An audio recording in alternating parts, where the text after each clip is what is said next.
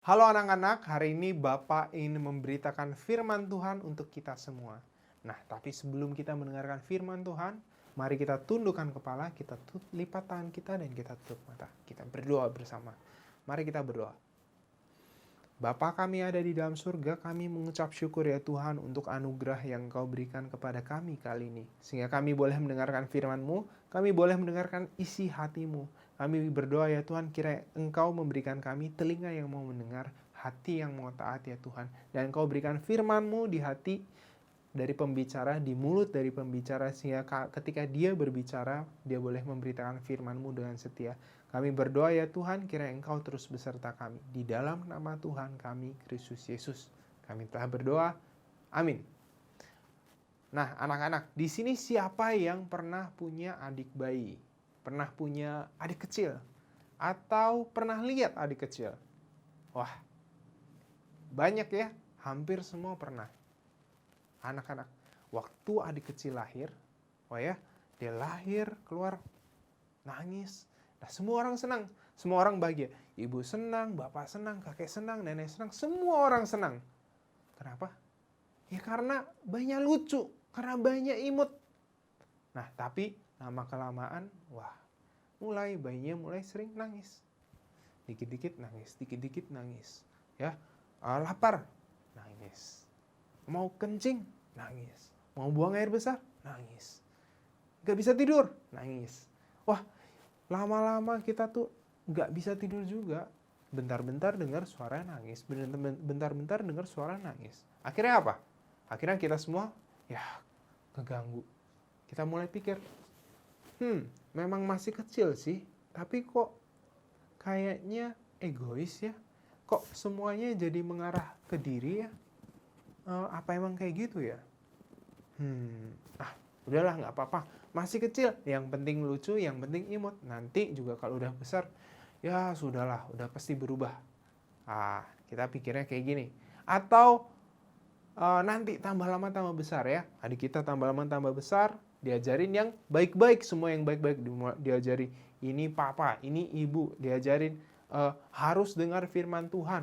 Diajarin baca Alkitab. Diajarin mengasihi sesama, tidak boleh pukul, harus saling menyayangi. Semua yang baik diajarkan kepada kita waktu anak-anak kecil. Even kita waktu kecil, bahkan kita waktu masih kecil juga diajarin kan, semua yang baik. Ya, tidak ada yang diajarin berbohong. Tidak ada kan? Tidak ada yang diajarin membenci, tidak ada yang diajarin memukul. Siapa yang di sini diajarin? Gak ada kan? Semua diajarin yang baik-baik. Semua diajarin yang baik-baik. Tapi kok kenapa ya anak kecil, bahkan kita waktu kecil-kecil bisa berbohong? Kenapa ya? Atau kenapa kecil-kecil kita udah bisa membenci? Di sini ada yang diajarin membenci? Gak ada kan? Tapi semua pernah membenci ya waktu kecil.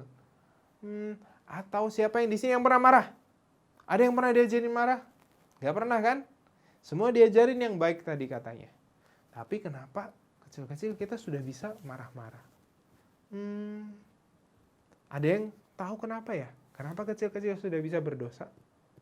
Nah, Alkitab berkata di dalam Mazmur 51 ayat 7. Bahwa di dalam kandungan kita diperanakan dalam kesalahan. Di dalam kandungan ibu, kita diperanakan di dalam dosa.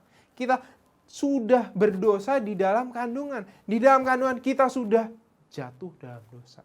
Lah, kok bisa, Pak? Lah, kok aneh? Nah, ini anak-anak yang Bapak mau bahas. Hari ini Bapak mau memberitahukan jawabannya kepada kita semua. Dengar baik-baik ya. Ceritanya dimulai dari Tuhan yang menciptakan manusia. Dulu, Tuhan pertama kali menciptakan manusia kayak gimana? Nah, Tuhan kita itu kan baik, Tuhan kita itu kan adil, Tuhan itu kan benar, Tuhan itu kasih, Tuhan itu agung, Tuhan itu kudus. Nah, karena Tuhan itu baik, Tuhan itu kudus, Tuhan itu agung, dan lain sebagainya, semua kebaikan ada di dalam Tuhan kita. Nah, waktu Tuhan menciptakan manusia, Tuhan bilang apa? Baiklah kita menciptakan manusia seturut dengan gambar dan rupa kita. Jadi kita dicipta seturut dengan gambar dan rupa Allah. Anak-anak, bapak, kita semua dicipta seturut dengan gambar dan rupa Allah. Maka tadi Tuhan itu baik. Ya, kita diberikan kebaikan. Tuhan itu adil, kita diberi rasa keadilan. Kita mau mengejar keadilan. Tuhan itu benar, kita diberi rasa mau menuntut kebenaran. Kita bisa mengerti apa itu benar. Dan segala yang baik ditaruh di dalam diri manusia. Maka Tuhan berkata ketika selesai menciptakan manusia, bahwa manusia itu sungguh amat baik. Sungguh-sungguh amat baik, sangat baik. Nah, inilah Tuhan menciptakan manusia pertama kali. Dan waktu itu yang diciptakan pertama siapa namanya? Adam. Nah, Adam diciptakan dengan sungguh amat baik. Jadi apa yang Tuhan katakan, apa yang Tuhan perintahkan, apa yang Tuhan mau, disimpan di dalam hati Adam. Adam melakukan apa yang Tuhan mau.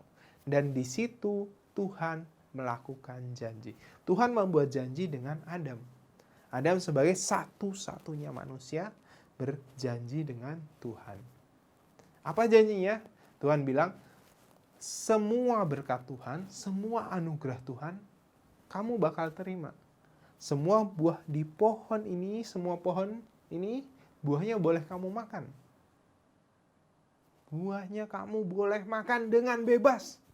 Asalkan kamu menuruti perintah Tuhan. Asalkan pohon itu yang di tengah-tengah. Jangan kamu makan buahnya. Pohon pengetahuan yang baik dan jahat. Dan ketika kamu makan, kamu akan mati. Nah, ini janjinya. Jadi kalau taat akan diberikan berkat. Kalau melanggar akan ada hukuman, yaitu mati. Nah, Adam dan Hawa, Adam waktu itu taat. Dia terima perintah Tuhan. Dia seperti presiden waktu itu berjanji, ya. Dia mewakili seluruh ciptaan. Dia berjanji dengan Tuhan dan Tuhan mengatakan, "Oke, kalau gitu Adam dan Hawa akhirnya mulai hidup dengan janji Tuhan." Dia berjalan-jalan di dalam kebenaran. Adam dan Hawa mengikuti apa yang Tuhan mau. Tuhan perintahkan apa, Adam melakukan, ya. Tuhan perintahkan menamai binatang. Adam sebagai kepala dari ciptaan, dia sebagai pemimpin dari seluruh ciptaan di dunia ini, dia menamai setiap binatang. Oh, yang ini, kamu namanya kambing, kamu namanya kadal, kamu namanya keledai, kamu namanya gajah, gitu. Semua binatang dinamai, dari yang paling besar sampai yang paling kecil. Semua dinamai Adam. Tuhan suruh apa, Adam melakukan, ya. Tuhan suruh mengelola taman, Adam mengelola taman. Dia menumbuhkan pohon yang besar, ya, yang buahnya banyak. Adam juga menumbuhkan bunga-bunga yang kecil, yang indah sekali. Dia mengusahakan taman. Dan semua dilakukan Adam dengan baik. Maka Adam menepati janjinya. Dia menepati janjinya dan Tuhan juga menepati janjinya. Tuhan sudah berjanji dan Tuhan itu setia, maka dia menepati janjinya. Maka Tuhan memberikan semua kebaikannya kepada Adam. Adam diberikan kebaikan di dalam Taman Eden, buah yang banyak, hidup yang baik, dan lain sebagainya. Semuanya berjalan dengan sangat baik anak-anak. Sampai satu hari terjadi satu peristiwa. Waktu itu dari jauh ada seekor binatang melata datang ke istrinya Adam. Siapa namanya? Hawa. Nah, Hawa waktu itu lihat ada binatang. Oh, waktu dilihat, oh ternyata ular. Nah, anak-anak tahu ya ular ini siapa ya? Ular ini adalah iblis. Ular ini adalah setan. Ular ini datang kepada Hawa.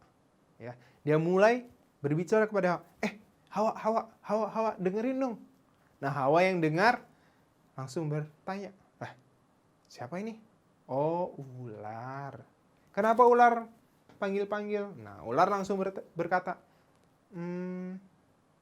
Hawa, bukankah Tuhan bilang ya, seluruh pohon ini buahnya kita nggak boleh makan? Bener nggak?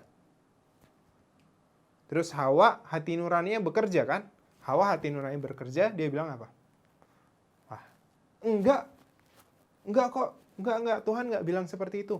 Tuhan bilang bahwa semua pohon ini buahnya kita boleh makan. Cuma satu yang di sana, yang di tengah-tengah. Pohonnya nggak boleh kita makan, yaitu pohon pengetahuan yang baik dan jahat. Kalau kita makan yang itu, nanti kita bisa mati. Ular yang tadinya iblis, dia bilang, itu bohong. Kamu jangan percayalah sama Tuhan. Tuhan cuma nggak mau kamu jadi sama seperti Tuhan. Kalau kamu jadi sama seperti Tuhan, kamu bisa tahu apa yang benar, apa yang salah, apa yang baik, apa yang jahat. Tuhan nggak mau kamu sama seperti itu. Nah, Hawa hati nuraninya bekerja. Ya, Hawa hati nuraninya bekerja, dia terus menolak si ular. Enggak. Nah, tapi ular juga sama. Dia sama ngototnya, bilang, Tuhan itu bohong, Tuhan itu bohong, Tuhan itu bohong. Sampai akhirnya Hawa percaya dengan si ular. Dia melihat buah itu. Kok buahnya kelihatannya enak? Kok buahnya kelihatannya menggiurkan ya? Kenapa ya? Lalu dia coba dekati, dia pegang. Lalu dia pegang, dia ambil, dia makan. Nah, setelah dia makan, dia berikan ke suaminya, yaitu Adam. Nah, celakanya adalah ketika itu Adam makan buahnya. Adam makan buah yang dilarang oleh Tuhan. Dan Adam melanggar perjanjian dari Tuhan. Ini dosa pertama, anak-anak. Dosa terjadi ketika kita melawan apa yang Tuhan perintahkan. Dosa terjadi karena kita melawan apa yang Tuhan inginkan. Dan akibatnya serius. Dikatakan bahwa upah dosa adalah maut. Upah dosa adalah maut. Upah dosa adalah kematian. Kita semua yang jatuh dalam dosa. Adam yang berdosa. Waktu itu akhirnya harus mati. Mati di dalam dosa. Dia tidak bisa berbuat baik lagi. Seluruh yang dia lakukan, apapun, sebaik apapun kelihatannya, tetaplah berdosa. Dan setiap nafas yang dia hirup, itu ada hukuman buat Adam. Karena dia sudah mati dalam dosa. Dia diperbudak oleh dosa. Disinilah, anak-anak, upah dosa adalah maut. Dan bukan sampai saat itu saja. Adam yang merupakan kepala dari ciptaan. Tadi kita lihat, Adam mewakili seluruh ciptaan, menamai seluruh binatang. Dan karena dia adalah kepala dari seluruh ciptaan, maka ketika dia berdosa, maka dosa masuk ke seluruh ciptaan. Dosa masuk ke setiap penjuru ciptaan. Dosa masuk ke seluruh manusia. Ke Hawa, keturunannya, dan lain sebagainya. Dosa masuk. Dimulai ketika apa? Ketika Adam memiliki anak. Anaknya bernama Kain. Dan Kain yang merupakan anak Adam, dia iri dengan saudaranya. Ketika dia iri, dia membunuh saudaranya. Dosa yang tadinya cuma makan buah, dosa yang tadinya melanggar perintah Tuhan, tambah lama, tambah berat, sampai membunuh. Setelah itu dosa berkembang seperti penyakit anak-anak. Dan disinilah keadaannya. Ketika dosa masuk ke dunia lewat satu orang, yaitu lewat Adam, maka dosa akan menjalar ke seluruh dunia. Ke setiap orang-orang yang ada. Adam yang tadinya wakil ciptaan, yang tadinya berjanji dengan Tuhan, ketika dia memakan buah itu, dia mengingkari janjinya. Dia mengingkari janjinya dengan Tuhan. Dia memutuskan hubungannya dengan Tuhan, dan dia harus mati. Dia harus mati, dan dia mati karena melanggar apa yang Tuhan perintahkan.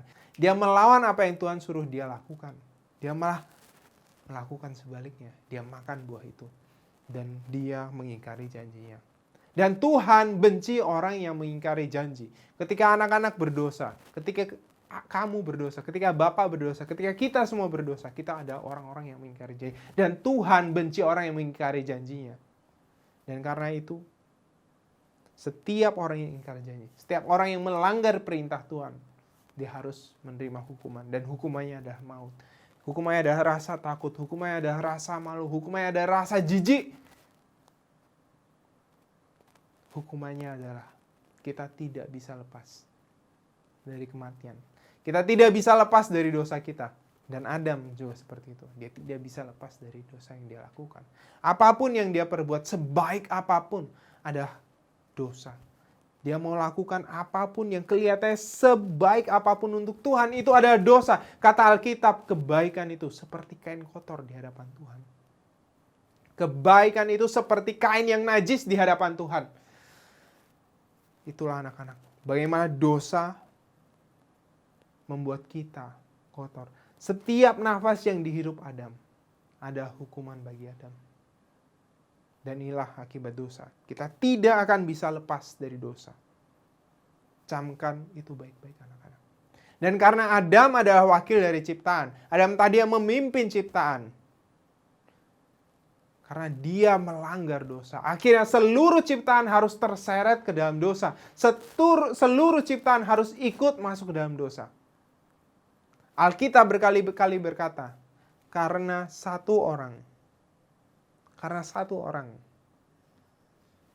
yang telah berdosa, maka dosa masuk ke seluruh manusia. Karena satu orang. Dan karena semua orang berdosa, maka semua orang harus mati. Karena satu orang berdosa, maka dosa masuk ke banyak orang.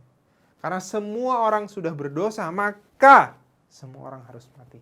Karena semua orang ingkar janji, semua orang harus mati. Semua orang tidak bisa lepas dari dosanya. Semua orang tidak bisa lepas dari pelanggarannya. Tambah lama, tambah berat, tambah lama, tambah berat. Dan ini yang terjadi anak-anak. Dosa masuk ke dalam ciptaan. Bahkan ketika kita masih di dalam kandungan. Inilah yang disebut sebagai dosa asal. Satu orang berdosa, banyak yang harus mati. Satu orang yang berdosa, banyak yang harus berdosa. Karena apa? Karena status kita pendosa. Status kita sebagai orang berdosa diwakilkan oleh Adam. Kita di bawah Adam. Dan kita adalah orang berdosa. Ceritanya tidak sampai di situ. Dosa ini tadinya Adam dan Hawa akhirnya menjalar ke seluruh dunia. Ke anak-anak kecil seperti yang tadi kita ceritakan. Ke Kain dan Habel. Anak dari Adam dan Hawa. Adam dan Hawa punya anak namanya Kain. Kain anaknya. Dia iri hati dan membunuh saudaranya. Tadi dosa kelihatannya kecil. Tambah lama tambah besar. Membunuh saudaranya. Tambah lama tambah besar, tambah besar, tambah besar. Dosa seperti penyakit yang menjalar ke seluruh dunia. Dan engkau dan saya juga termasuk di dalamnya. Bukankah dosa kita juga sama mengerikannya? Seberapa banyak kita telah berdosa? Seberapa banyak, dan kita tidak bisa lari dari dosa itu. Jujur, kamu tahu dosamu apa. Bapak tahu dosa Bapak. Kita semua tahu, kita semua sudah jatuh dalam dosa. Dan tambah lama dosa ini tambah berat, tambah berat, tambah berat. Orang yang suka berbohong, dia akan membangun kebohongannya satu demi satu untuk menutupi kebohongan yang lain.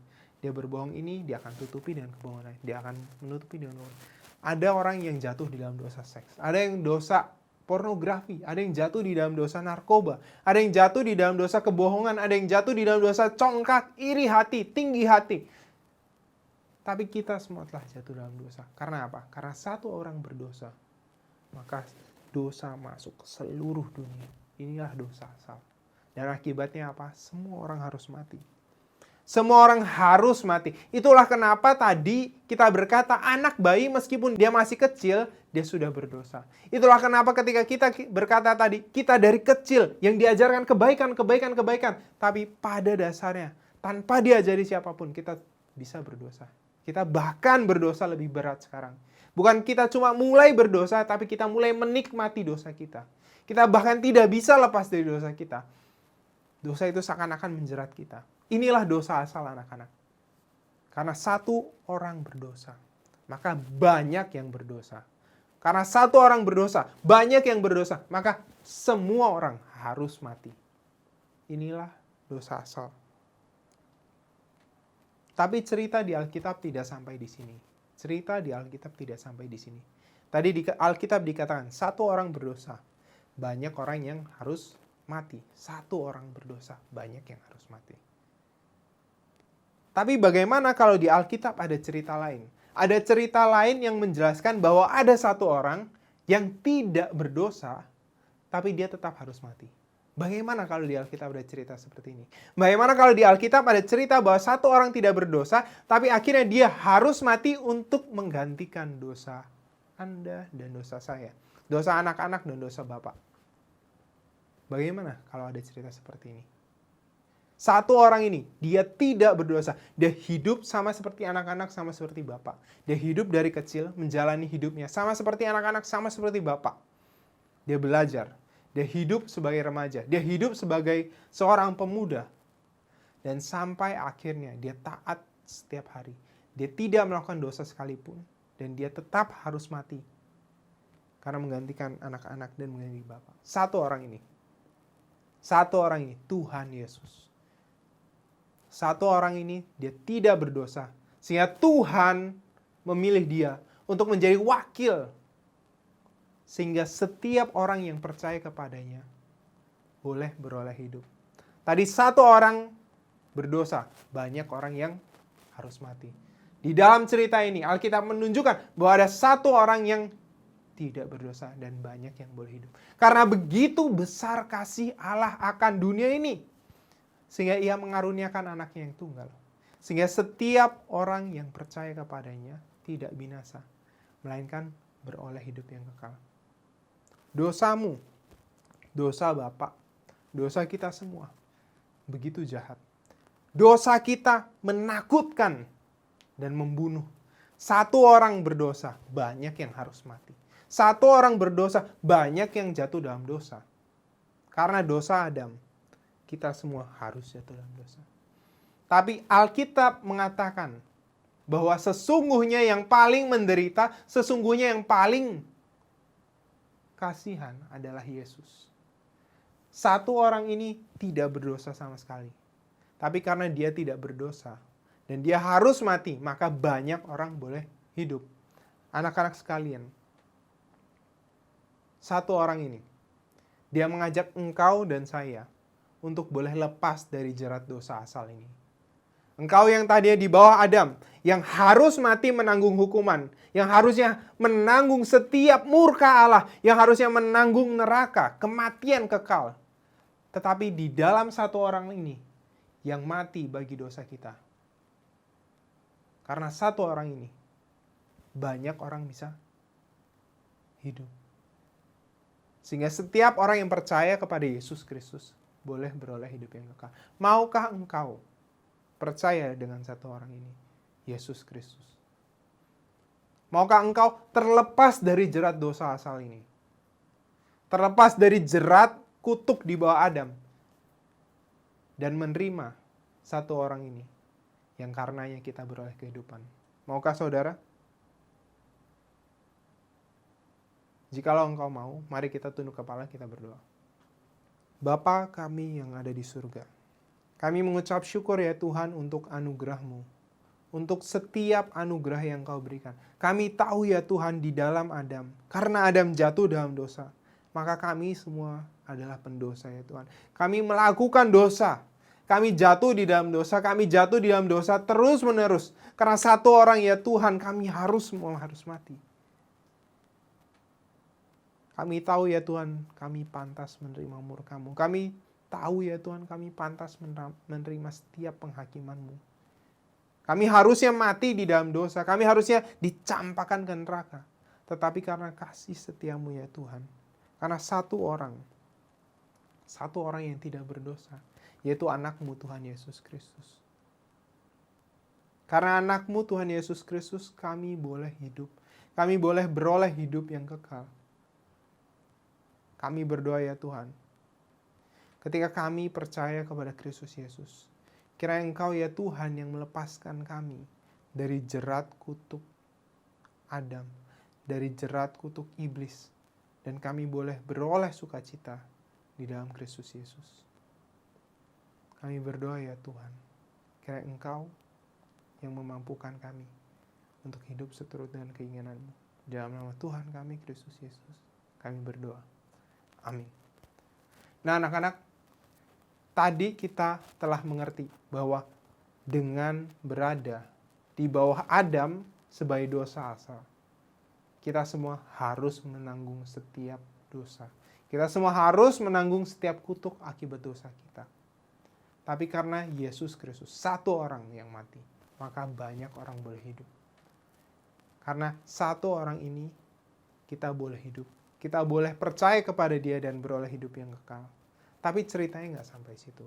Ketika kita hidup di bawah Kristus Yesus, ketika kita hidup di bawah dirinya, kita harus hidup serupa Kristus Yesus.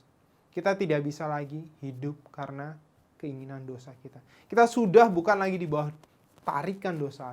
Kita sudah berada di bawah kasih karunia. Maka apa yang harus kita lakukan? Janjilah kepada Tuhan. Dedikasikanlah dirimu kepada Tuhan. Bahwa engkau akan mengikuti Kristus Yesus dengan setia sampai selama-lamanya. Cari isi hati Tuhan di dalam firman-Nya. Di dalam Alkitab. Kerjakan apa yang merupakan panggilan Tuhan. Cari apa panggilanmu. Dan kerjakan apa panggilanmu. Dan dedikasikan hidupmu seluruhnya seperti Tuhan Kristus. Seperti Yesus Kristus. Sehingga ketika saatnya tiba, engkau boleh menjadi Kristus-Kristus kecil. Yang menyebarkan cahaya Kristus ke seluruh dunia. Yang menyebarkan cahaya Kristus yang menjadi garam dan terang dunia ke setiap penjuru. Setialah kepada Tuhan. Dan berusahalah, berjuanglah untuk memenuhi panggilanmu. Nah, untuk kesimpulan dari khotbah kali ini. Yang pertama, manusia diciptakan di dalam gambar dan rupa Allah. Di dalamnya ada perjanjian dengan Allah. Ketika manusia mengikuti janji Allah, manusia akan menerima berkat. Tetapi ketika manusia melanggar janji Allah, maka manusia harus menerima kutuk. Dan kutuk ini adalah kematian. Ketika itu Adam sebagai pemimpin dari seluruh ciptaan, Adam sebagai wakil dari seluruh ciptaan, dia harus berjanji dengan Tuhan. Dan ketika dia berjanji dan ketika dia melanggar perjanjian dengan memakan buah terlarang itu, maka seluruh ciptaan terjatuh di dalam dosa, terjatuh di dalam penderitaan. Dan olehnya, engkau dan saya menjadi orang yang berdosa. Dan engkau dan saya diperanakan di dalam dosa sejak kita kecil. Dan engkau dan saya harus menerima akibat dosa. Karena satu orang berdosa, banyak orang berdosa. Karena banyak orang berdosa, banyak yang harus mati. Tetapi cerita Alkitab tidak sampai situ. Ada cerita lain di mana satu orang tidak berdosa, maka banyak yang bisa hidup. Karena satu orang tidak berdosa dan dia mati untuk dosa semua orang, maka banyak yang bisa hidup. Inilah cerita Alkitab anak-anak. Dan satu orang ini adalah Kristus Yesus. Ketika engkau menerima Kristus Yesus, engkau tidak tidak lagi di bawah kuasa maut. Engkau tidak lagi di dalam jeratan dosa, tetapi engkau di bawah kasih karunia. Dan karenanya kamu boleh hidup di dalam anugerah. Kamu boleh hidup menjalankan apa yang Tuhan mau. Menjalankan isi hati Tuhan. Demikianlah khotbah kali ini. Mari kita bersama-sama berjanji di hadapan Tuhan. Mengkomitmenkan diri untuk setia kepada Tuhan. Sampai akhirnya kita bertemu dengan Tuhan di waktu lain. Di nantinya kita bertemu dengan Tuhan tatap muka dengan muka.